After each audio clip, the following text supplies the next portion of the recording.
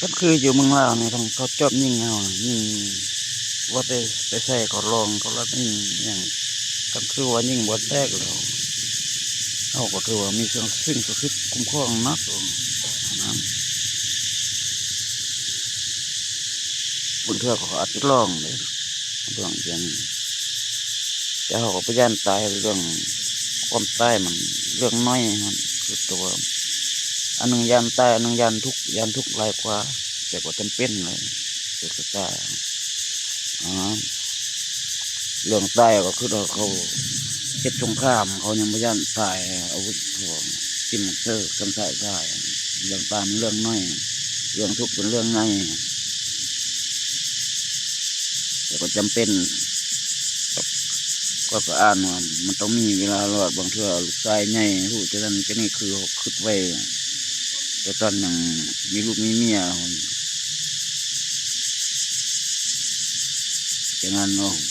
เขามันหมดตัวแต่บางเทื่อมาพูดน้ำลูกน้ำเต้าเอาคำบทถึงคำนั้นล่มทลายพุทธกี้เกิดในประวัติพุทธกี้ออกหน้าออกตาอะไรกัน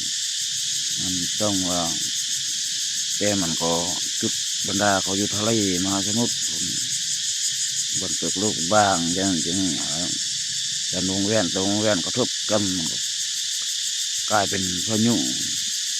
ทู่ไปกันเรามีวิชากันไว้ของเราคือเราเห็นแต่น้อยเราปฏิวัติของเรา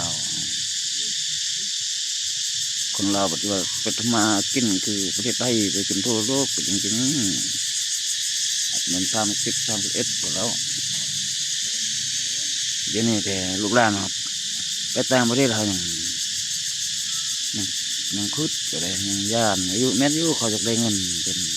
บ่ได้ก็อยากได้เงินช่วงวิกฤตอันนั้น